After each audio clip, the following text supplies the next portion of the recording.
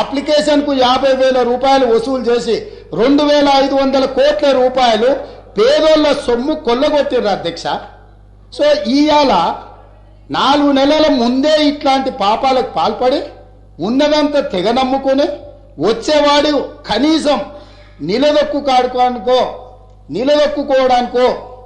గౌరవంగా బ్రతకడానికో ఉపయోగం లేకుండా రాష్ట్రాన్ని ఆర్థిక విధ్వంసం చేసి ఇంత నిర్వాకం చేసిన మేము సంవయనంతో జాగ్రత్తగా బాధ్యతాయుతంగా ఈ వాస్తవాలను ప్రజలకు చెప్పడం ద్వారా ఎట్లా మనం ముందుకెళ్దామో ఇప్పటికైనా మీ ఆలోచన మార్పు రావాలి.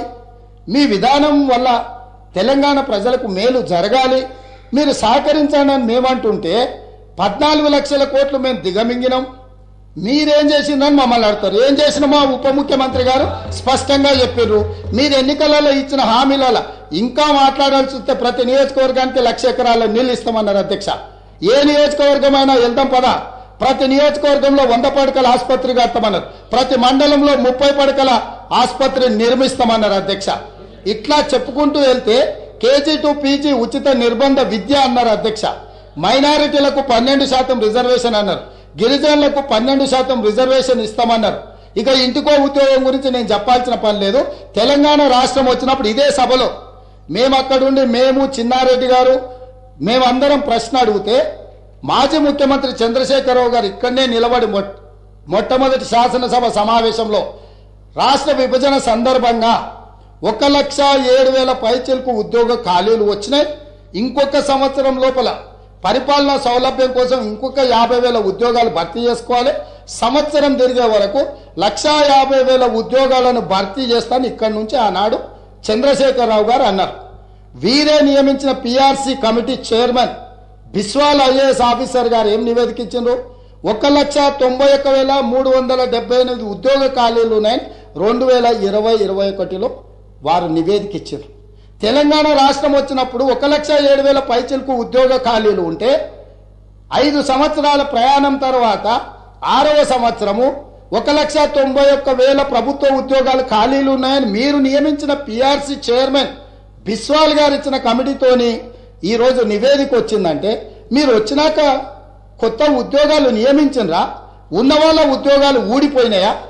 ఇట్లాంటి విషయాల మీద ఇన్ని తప్పులు చేసి రాష్ట్రాన్ని మొత్తం ఎందుకు పనికిరాని మొత్తం దివాలా తీయించి చేసిండ్రు. బాగుంది. సరే వాళ్ళు ఏమంటారు? అయ్యా మేము లోపభూయిష్టంగా పరిపాలన చేసినాం, మీరు ఎవరికి చెప్పకూరి మా సిగ్గు పోతుంది అంటారు. వాళ్ళ సిగ్గు పోతుంది నిజాలు చెప్తే బాగానే ఉంది అధ్యక్ష. ఊరుకుంటే మన ప్రాణం పోయేటట్టు ఉంది కదా అధ్యక్ష. వాళ్ళ సిగ్గును కాపాడాలనా? 4 కోట్ల తెలంగాణ ప్రజల ప్రాణాలు కాపాడాలనా? వాళ్ళ ఆస్తులను వాళ్ళ హక్కులను కాపాడాలనా? ఇట్లా చెప్పుకుంటూ వెళ్తే ఎన్నో విషయాలు ఉన్నాయి. కాబట్టి మీ ద్వారా నా సూచన మిత్రుడికి, బేసిజాలకు పోకండి. ఇంటికాడ నుండి టీవీ కంటిన్యూస్గా చూస్తాడు. వెళ్తే మీకు ఇబ్బంది ఉంటుంది, కొంత వివరణ చెప్పుకోలేరు. మీ సమస్య మేము కూడా అర్థం చేసుకుంటాము.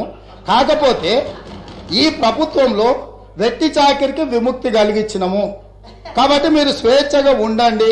వెట్టి చాకిరి ఆనాడు కాంగ్రెస్ నిషేధించింది. ఈ రోజు మళ్ళీ తెలంగాణలో ఇందిరమ్మ రాజ్యంలో ప్రజాపాలనలో వెట్టి చాకిరి నిషేధించినము. స్వేచ్ఛగా ఇప్పటికైనా నిజాలు ఒప్పుకొని ముందుకు రావాల్సిందిగా మా మిత్రులకు నేను సూచన చేస్తున్నా. Sir BJP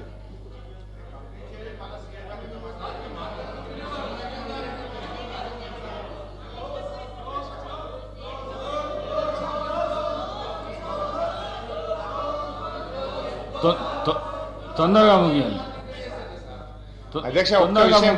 sir speaker sir, ఒక్క విషయం దయచేసి మీరు ఆలోచించండి.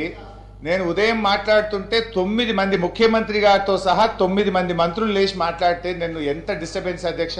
అంటే బేసికల్లీ మీరు ఏంటంటే నన్ను మాట్లాడనీయకుండా పదే పదే అడ్డుపడే ప్రయత్నం. ఇప్పుడు కూడా నేను మాట్లాడుతూ ఉంటే 2 సార్లు ముఖ్యమంత్రి గారు లేస్తారు, 2 సార్లు ఉప ముఖ్యమంత్రి లేస్తారు. అంటే మీరేంటంటే ఒక స్ట్రాటజిక్ గా ప్రతిపక్షాన్ని మాట్లాడనీయొద్దని పదే పదే నేను లేవగానే ఒక మంత్రి గారు లేస్తారు, ఆయనకు 10 నిమిషాలు ఇస్తారు, లేవగానే ఇంకో మంత్రి గారు లేస్తారు, ఒక 10 నిమిషాలు ఇస్తారు. ఇది కరెక్ట్ గా అధ్యక్ష.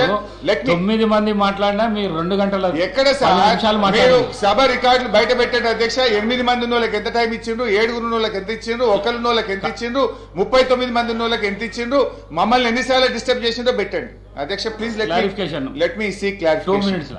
అధ్యక్ష ఈరోజు గౌరవ ముఖ్యమంత్రి అట్లా 2 minutes అనకండి సార్. ముఖ్యమంత్రి గారు పావు గంట మా మీద ఇష్టం ఉన్నట్టు స్వీపింగ్ రిమార్క్స్ చేయొచ్చు, బట్టి గారు ఇష్టం ఉన్నట్టు మాట్లాడొచ్చు. మా గొంతు ఎందుకు నొక్కుతారు? వారు లీడర్ ఆఫ్ ది హౌస్ అధ్యక్ష. హరీష్ రావు గారు వారు లీడర్ ఆఫ్ ది హౌస్.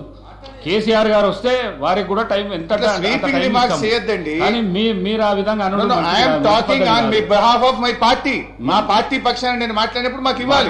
మాట్లాడండి, క్లారిఫికేషన్ మాట్లాడండి అధ్యక్ష. ఇవాళ గౌరవనీయులు ముఖ్యమంత్రి గారు రేవంత్ రెడ్డి గారు పొద్దు నుంచి చూస్తున్నా, నిన్న మొన్న కూడా చూసిన సభలో ఆయన ఇంకా సభానాయకుడిగా కాకుండా ఓ ప్రతిపక్షంలో మాట్లాడినట్టు గాంధీ భవన్ లో పిసిసి అధ్యక్షుడిగా మాట్లాడారు అధ్యక్ష.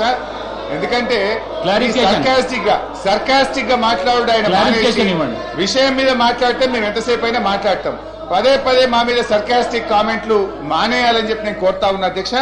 నిజంగా వాళ్ళు మంచిగా చేస్తే మేము సహకరిస్తాం, వాళ్ళ మేనిఫెస్టో అమలు చేయమనండి మేము సంపూర్ణంగా సహకరిస్తాం, వాళ్ళు మంచి పనులు చేయమనండి మేము సహకరిస్తాం. ఇవాళ కాళేశ్వరం మీద మళ్ళీ వారు మాట్లాడుతూ వారు ఈరోజు మేము అన్నదేంటి అధ్యక్ష, మేము ఆ రోజు అన్నది కాళేశ్వరం మీద 80-83 వేల కోట్ల రూపాయలు అప్పైతే వీళ్ళ నాయకుడు రాహుల్ గాంధీ గారు 1,00,000 కోట్ల అవినీతి జరిగిందని తప్పుదో పట్టించుండ్రు అని చెప్పి మేము మాట్లాడినాం. కానీ ఈరోజు ముఖ్యమంత్రి గారు మళ్ళీ అదే విషయాన్ని ఆయన చెప్పే ప్రయత్నం చేస్తా ఉన్నారు అధ్యక్ష. ఇప్పుడు వారు కూడా ఏం చేసిండ్రు నాకు తెలిసి సెకండ్ టీఎంసీది కూడా ఇలా కాళేశ్వరంలో సెకండ్ టీఎంసీది కూడా కలిపి 90,000 కోట్ల రూపాయలు ఖర్చు అయిందని చెప్పే ప్రయత్నం చేస్తున్నారు. అయినా 1,00,000 కోట్లు కాలే కదా అధ్యక్ష. అంటే మేం చెప్పిందే నిజం. ఇలా ఈ సభను రాష్ట్ర ప్రజల్ని తప్పుదో పట్టించింది కాంగ్రెస్ పార్టీ అనేటువంటిది ఇలా మరొకసారి వారే చెప్పకనే చెప్పినారు. ధన్యవాదాలు అధ్యక్ష. రెండో విషయం, విద్యుత్ సంస్థల విషయంలో మేమేదో అప్పులు తెచ్చినామని ముఖ్యమంత్రి గారు చెప్పారు అధ్యక్ష. 2014 సంవత్సరంలో ఈ రాష్ట్రాన్ని మాకు అప్పజెప్పినాడు విద్యుత్ సంస్థల ఆస్తుల విలువ 44,438 కోట్ల రూపాయలైతే ఈ రోజు మేము క్రియేట్ చేసిన ఆస్తుల విలువ 137,571 కోట్ల రూపాయల ఆస్తుల విలువతో ఇవాళ మేము వాళ్ళకి అప్పగించాం అధ్యక్ష. చివరిగా అధ్యక్ష, ఆర్టీసీ విషయంలో ఆర్టీసీ కొత్త బస్సులు కొనుక్కోవడానికో సంస్థను బలోపేతం చేయడానికి మేము గ్యారంటీ ఇచ్చినామే తప్ప ఆ డబ్బులు ఏదో రాష్ట్ర ప్రభుత్వం వాళ్లే.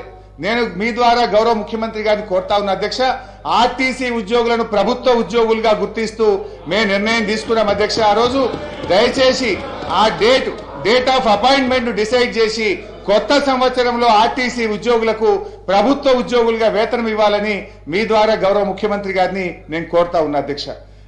ఈరోజు ఏ అంశంలోనైనా ఇలా బట్టి గారు చెప్పిన దాంట్లోనైనా ఇతర విషయాల్లోనైనా మేము చివరిగా ప్రభుత్వానికి చేసే అప్పీల్ ఒకటే అధ్యక్ష. మేమేందంటే మీరు విషయాలు చెప్పొద్దనిలే, మీరు ఏ విషయమైనా చెప్పండి, ఎన్ని వైట్ పేపర్లైనా పెట్టండి, ఎన్ని రోజులు చర్చ పెట్టినా మేము సమాధానం చెప్పడానికి సిద్ధంగా ఉన్నాం, మంచి పని చేస్తే సహకరించడానికి సిద్ధంగా ఉన్నాం. మేము చెప్పే ప్రయత్నం ఏంటంటే అధ్యక్ష, ఇవాళ మనకు ముఖ్యంగా పదవుల కంటే కూడా ఈ వ్యవస్థలు అనేటువంటివి ముఖ్యం, రాజకీయాల కంటే రాష్ట్రం ముఖ్యం, ప్రజల ప్రయోజనాలు ముఖ్యం, రాష్ట్ర భవిష్యత్తును దెబ్బతీసే మీరు మహేశ్వర్ రెడ్డి గారు